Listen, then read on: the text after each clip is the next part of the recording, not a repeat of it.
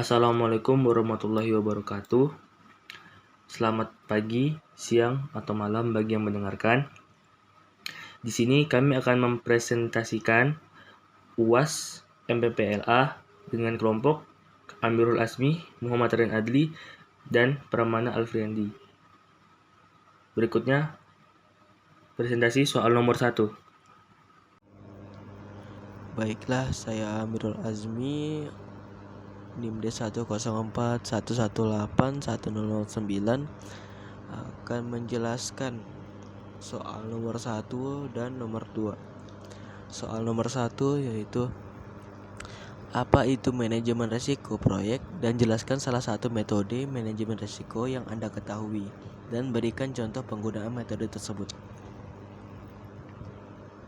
Manajemen risiko pada proyek meliputi langkah memahami dan mengidentifikasi masalah potensial yang mungkin terjadi, mengevaluasi dan memonitoring dan menangani risiko. Manajemen risiko proyek adalah suatu peristiwa atau kondisi yang tidak pasti dan jika mempunyai pengaruh positif atau bisa juga negatif pada tujuan proyeknya.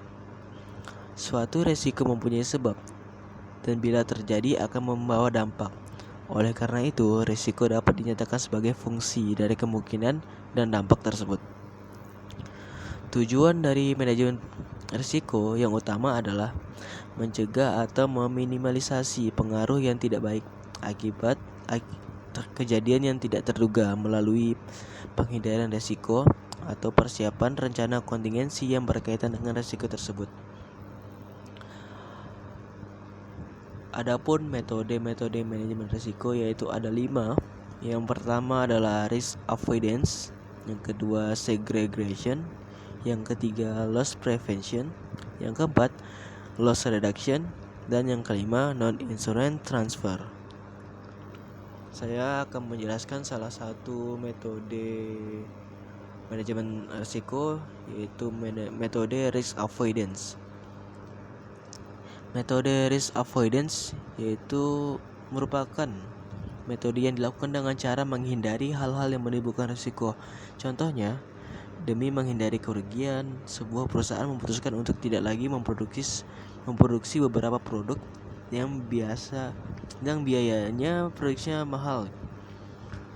Jadi, untuk memutuskan tidak lagi memproduksi sebuah produk yang biayanya mahal, seperti itu.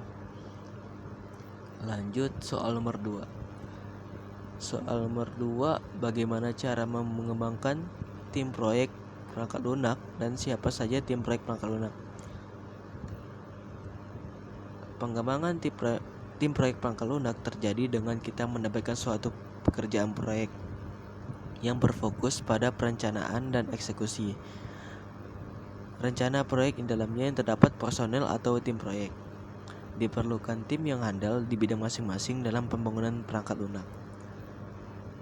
Tim proyek terdapat 2 kedudukan yaitu di kantor pusat dan di lapangan. Yang di kantor pusat melakukan pekerjaan perencanaan seperti jadwal, anggaran, desain, rekayasa, dan kegiatan forecasting. Di lapangan melaksanakan eksekusi dan implementasi proyek. Adapun orang-orang yang terlibat dalam tim proyek yaitu pertama ada project manager, ada kontrak administrator, ada project controller, ada project accountant, ada project engineer, ada project license, ada project functional. Berikut saya akan menjelaskan orang-orang yang terlibat dalam tim proyek tersebut. Yang pertama, project manager adalah seseorang yang bertindak sebagai pimpinan dalam suatu proyek. Project manager ini sangat berperan penting dalam adanya suatu proyek karena kegagalan dan keberhasilan dari proyek tersebut ditentukan oleh project manager itu sendiri. Yang berikutnya ada kontrak administrator, adalah tim pekerja proyek yang menyiapkan proposal, negosiasi kontrak dan sebagainya yang berhubungan dengan perjanjian tertulis yang diperlukan persetujuan semua pihak secara hukum. Selanjutnya ada project controller, adalah membantu dalam mendefinisikan job desk dan hubungan tiap pekerjaan dalam proyek serta menentukan posisi kerja tiap SDM. Berikutnya ada project akuntan, adalah mengurus pekerjaan akuntansi dan finansial dalam proyek, seperti estimasi biaya tiap pekerjaan dan proyek, dan mengidentifikasi masalah finansial selama proyek berlangsung. Berikutnya ada project engineer, adalah yang terdiri dari koordinator produksi yang mengkoordinir segala biaya dalam memproduksi skop-skop yang diinginkan untuk menyelesaikan sejumlah task, dan manajer lapangan dan tentunya mengontrol segala pekerjaan eksekusi proyek yang berlangsung di lapangan agar dapat meminimalisir kesalahan dan kecelakaan dalam eksekusi proyek. Yang selanjutnya ada customer liaison, adalah perwakilan dari klien proyek untuk membantu klien dalam memahami teknis dan proses dari proyek yang akan menghasilkan produk klien, sehingga klien dapat memikirkan strategi atau perubahan terbaik yang diinginkan selama berjalannya pengerjaan proyek ini, agar produk dihasilkan bisa terjaga kualitasnya dan bahkan lebih baik lagi.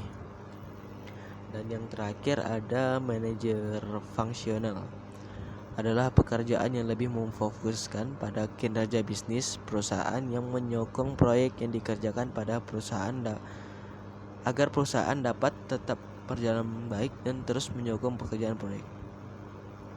Sekian, akan dilanjutkan dengan teman saya.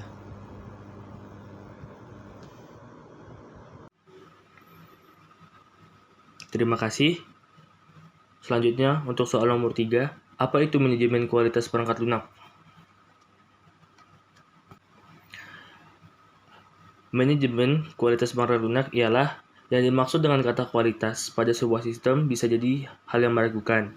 Kenapa? Karena dibutuhkan definisi yang lebih tepat untuk kata kualitas itu sendiri pada sistem tersebut.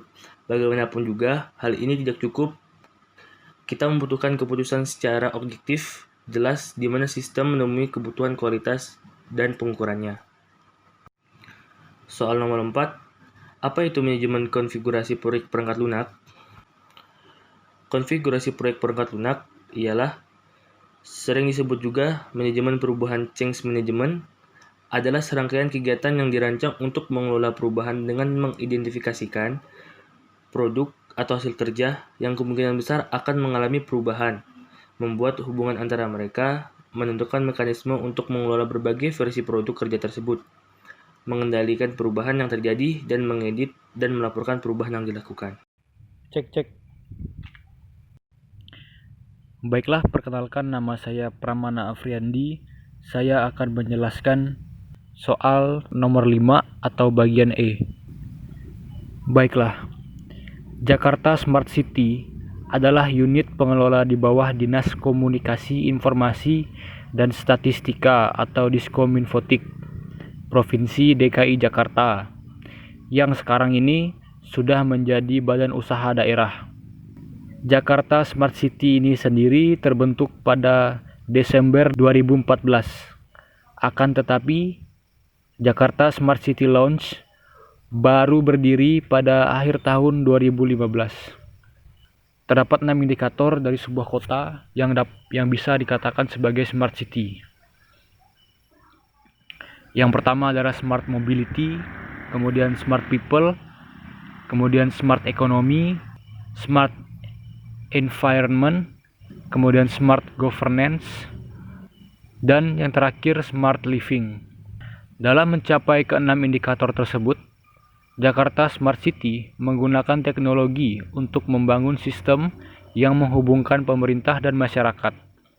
Jakarta Smart City memiliki portal berbasis peta yang dapat diakses pada smartcity.jakarta.go.id. Dalam portal Jakarta Smart City, terdapat berbagai macam informasi yang merupakan hasil integrasi setiap organisasi perangkat daerah atau OPD dari Pemprov DKI Jakarta sendiri. Aplikasi-aplikasi atau layanan-layanan yang dikembangkan oleh Jakarta Smart City, yakni yang pertama adalah aplikasi pengaduan. Jakarta Smart City memiliki berbagai kanal pengaduan resmi, yakni dapat melalui website jakarta.go.id, kemudian media sosial DKI Jakarta, yakni diantaranya adalah Facebook dan Twitter, kemudian media sosial gubernur, kemudian layanan lapor 1708, kemudian dapat melalui email, dapat juga melalui SMS, dapat juga melalui aplikasi diantaranya Clue yang merupakan aplikasi pihak ketiga dan Jaki. Jaki atau Jakarta Kini merupakan aplikasi yang diluncurkan oleh pemerintah Provinsi DKI Jakarta yang tidak hanya berfungsi sebagai aplikasi pelaporan, namun juga sebagai pusat informasi dan layanan masyarakat di Jakarta. Serta dapat juga melalui pengaduan tatap muka. Pengaduan tatap muka ini sendiri dapat dilakukan melalui kantor kelurahan, kantor inspektorat, kantor kecamatan, dan juga pendopo balai kota. Selain aplikasi pengaduan, Jakarta Smart City juga meliputi sistem informasi pencarian data yang dapat diakses melalui smartcity.jakarta.go.id. Sistem informasi yang dapat diakses melalui Jakarta Smart City diantaranya yang pertama adalah integrasi CCTV. Warga dapat mengakses lebih dari 7.500 CCTV secara real time yang terletak di berbagai lokasi publik di Jakarta, seperti kantor pemerintahan, jalan utama, dan sebagainya. Selain untuk keamanan, CCTV ini juga berfungsi untuk memantau banjir. Selanjutnya adalah info harga tanah. Jakarta Smart City bekerja sama dengan Badan Pertanahan Nasional Provinsi DKI Jakarta untuk mengintegrasikan data survei harga pasar tanah melalui info zona nilai tanah per kelurahan. Informasi ini dapat dimanfaatkan warga untuk kepentingan investasi dan pengembangan properti. Selanjutnya adalah info harga pangan. Jakarta Smart City bekerja sama dengan Biro Perekonomian dan PD Pasar Jaya untuk mengintegrasikan info pangan.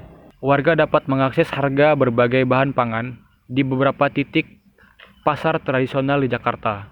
Harga rata-rata bahan pangan diupdate setiap hari oleh petugas PD Pasar Jaya. Informasi ini dapat digunakan oleh warga untuk membandingkan harga di berbagai pasar, serta berfungsi untuk mencegah para pedagang memainkan harga sembako dan mengendalikan inflasi di Jakarta. Selanjutnya adalah program #Kaki5 JKT. Jakarta Smart City bekerja sama dengan Koperasi Usaha Mikro Kecil Menengah dan Perdagangan atau KUMKMP. Meluncurkan program ini melalui kolaborasi bersama Indo Relawan, Zomato, dan GoFood. Program ini bertujuan untuk meningkatkan digital presence dan pendapatan pedagang kaki lima, serta mengajak para pedagang kaki lima untuk bersertifikat BPOM. Selanjutnya adalah rumah sakit dan ambulan. Jakarta Smart City bekerja sama dengan Dinas Kesehatan DKI Jakarta sehingga warga dapat mengakses informasi ketersediaan kamar kosong di rumah sakit umum dan rumah sakit kecamatan. Selain menyediakan informasi untuk warga, data tersebut juga dapat digunakan oleh puskesmas untuk membuat rujukan pasien BPJS. Informasi ini dapat menghemat waktu, mencegah calo, yakni oknum yang meminta uang untuk ketersediaan kamar. Selain melihat ketersediaan kamar kosong di rumah sakit, warga juga dapat mengakses informasi mengenai ketersediaan dan lokasi ambulan gratis secara real time. Selain itu, warga juga dapat mengakses dan melihat data terupdate mengenai kasus COVID-19 di Jakarta melalui corona.jakarta.go.id. Jakarta Smart City memiliki tim yang bekerja untuk mewujudkan Jakarta sebagai kota pintar. Tim yang terdapat pada Jakarta Smart City yakni terdiri dari 10 orang pegawai negeri sipil serta kurang lebih 180 orang tenaga ahli. Pengembangan Jakarta Smart City. Bagaimana Jakarta Smart City dapat sukses dan dapat digunakan oleh banyak masyarakat Jakarta dan pemerintahnya? Tim dari Jakarta Smart City terlebih dahulu memastikan kerjasama internal yang terjalin antara Jakarta Smart City dan pihak-pihak terkait seperti dinas-dinas dan pihak ketiga dapat saling terhubung dan terjalin dengan baik sehingga data dapat terintegrasi dan sistem dapat berjalan dengan semestinya. Dengan hal ini, maka pengguna akan merasakan manfaatnya dan percaya dengan penggunaan aplikasi ini.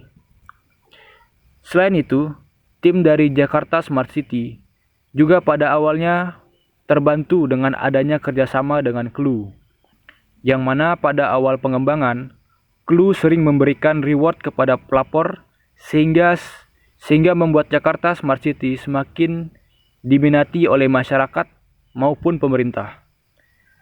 Hal ini dilakukan untuk memastikan perangkat lunak yang mereka kembangkan, yakni Jakarta Smart City, akan dengan tepat digunakan oleh masyarakat dan pemerintah. Baiklah, sekian presentasi dari kami. Atas perhatiannya kami ucapkan terima kasih.